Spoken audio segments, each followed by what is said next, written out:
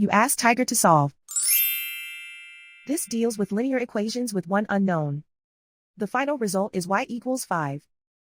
Let's solve it step by step. Group all y terms on the left side of the equation.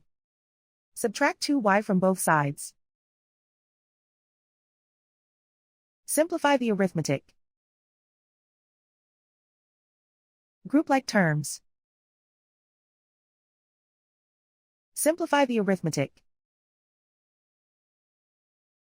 Isolate the y. Divide both sides by 5. Simplify the fraction.